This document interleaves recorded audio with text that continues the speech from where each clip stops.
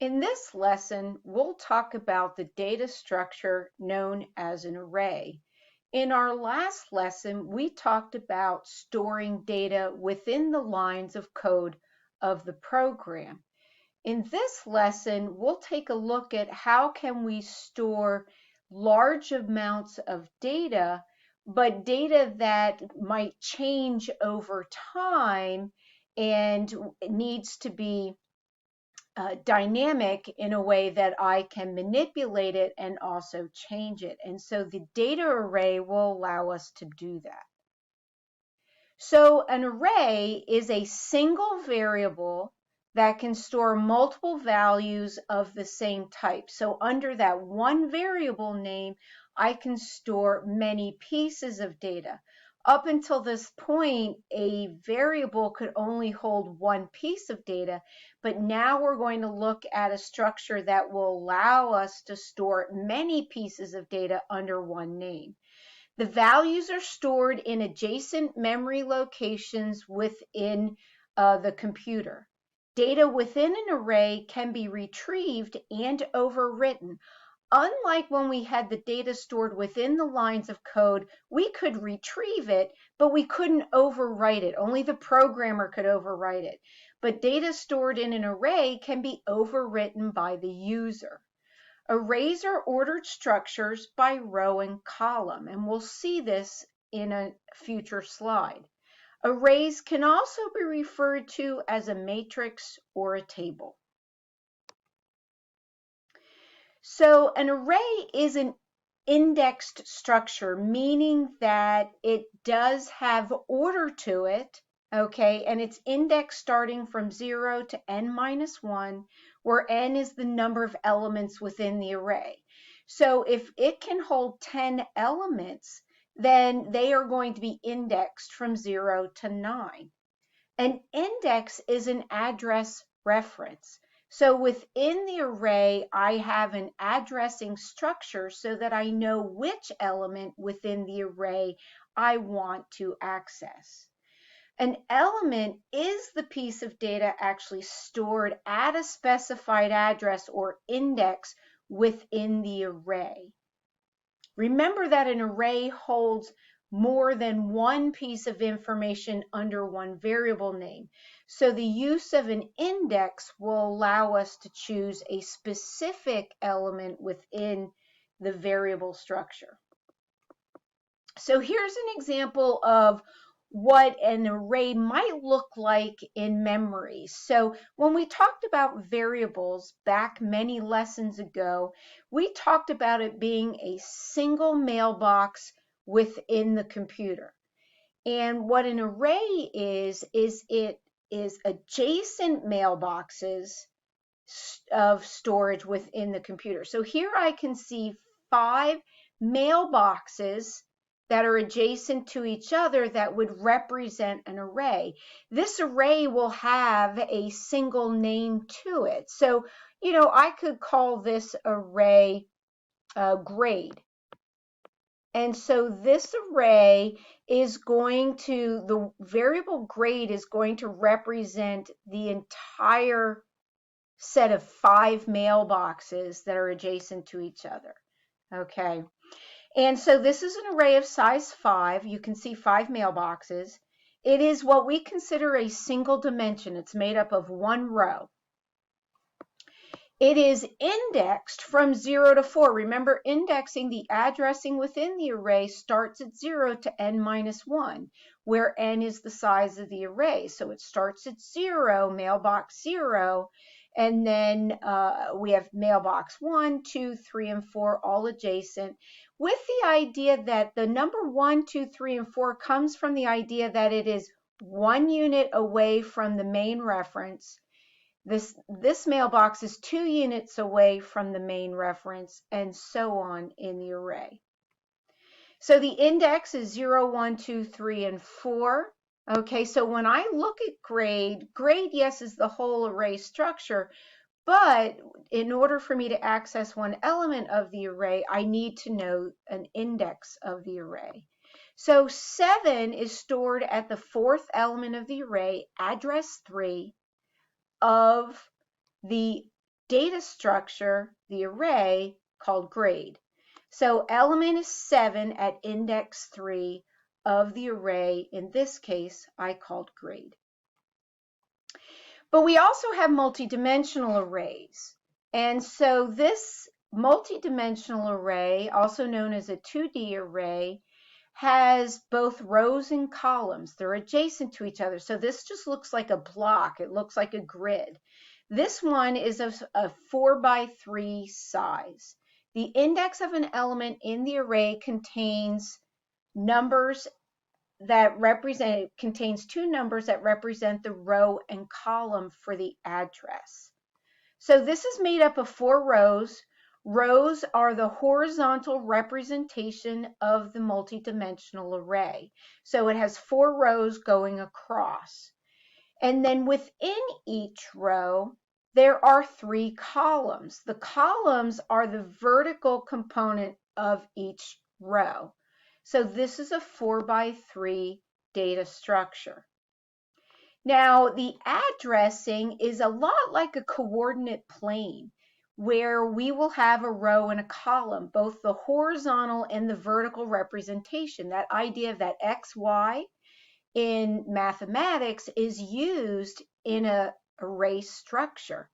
Now, it is a little different in that the uppermost corner is represented by 0, 0, the idea that I am row 0, column 0, row 0, column 1, row 0, column 2.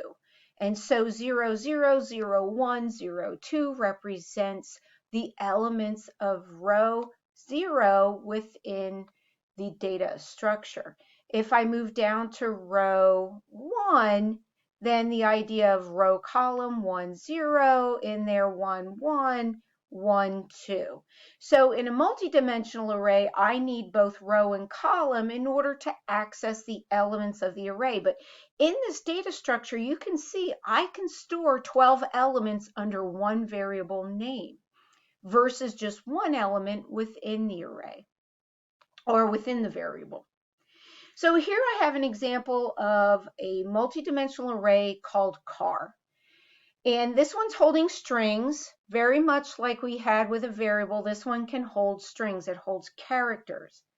And it can only hold characters. Now remember, numbers can be characters, but characters can't be stored in a numerical array. And so this one is a 4x2. It's a 4x2 with the idea that there are 4 rows and 2 columns. And remembering that the indexing starts at 0 to n minus 1. And so the word Ford is stored at 0, 0. The color of the Ford is stored in 0, 1. So one of the interesting things about arrays, and in this case the multidimensional array, is that we can use it and store information in an associated relationship, with the idea that if we look at this, I have the brand of the vehicle all down column 0 in that first column of the array, and I have the color stored down the second column. So I can access all of the brands stored in this array, by referencing that first column, but then I can also look at all of the colors that are, representing my vehicles by looking at the second column. But if I look across the row, then I'm looking at the relationship of branding color for a single vehicle.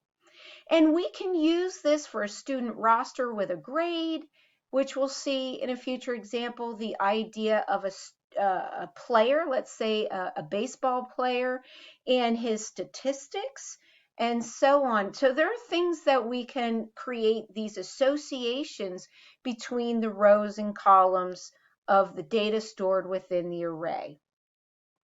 So here we can see all of the brands share the same column index, which is the 0 in the second piece of the address. And then color is shared by the same index. What's different then is the row. The row just represents each individual vehicle. So this brings us to parallel arrays. Parallel arrays are two different arrays used to hold data of different data types. Now remember from that first slide, information stored within an array has to be of all the same data type. So in our last example, these were all strings, okay? But what if I need to store things that have different data types, but they're relative to each other? And so that example of a student and a set of grades can be done that way. You know, a student is characters, you know, the name of Sam, but then his grades are going to be associated by a numerical value, but we can store them in an associated way using what we call parallel arrays. So in this example, I have an array called students. So every element of the array is going to be a student name, but then I have in a second array of numerical type score. So I can store a score for each of my students. So it might look something like this, and then the idea of association between the two. So here in my array of students, it is a one-dimensional array. You can see I have 6 students listed, and let's say they took test 1. And so my array is going to hold the score of test 1. And what we will do is create an association that anything with the index of 0 is related to Tom. And anything with an index of 1 is related to Tim, and so on. I could create score 2 as an array. And this is going to, again, with the idea that anything stored at 0 is going to all be related to Tom. Anything stored at 1 is going to be related to Tim. And this is similar to what's going on in your Power School. And then we can use this idea of this indexing. I can find the average of scores, so I can find out how did the class do on score, you know, look at it as a class, okay, look at the average of score 2 as a class. But if I wanted to look at Tom's score, then I can capture all the information under index 0 and find an average grade for Tom on all of his scores. So parallel arrays are used for different data types, but they have an association with each other, in this case by student. So they have corresponding indexes. So again, parallel arrays, I can use multidimensional arrays. So here I have, this is going to be last name, this is first name, and then this is their wage. This is the value of their wage. So everything related to Wileen Burgess is in this row 0. And so anything with an index of a 0 related to the row is going to be related to Wileen Burgess. Everything for Viola Myers is going to be referenced with this idea of row 1, and so on. So I can create multiple array structures that have a parallel relationship to each other based on row and column. Where do they sit in the row? And their column, you know, everybody with a last name, all the last names are stored in column 0, where all the first names are in column 1. So we can create this relationship amongst our arrays. So we can see one person shares the same index with the same row index.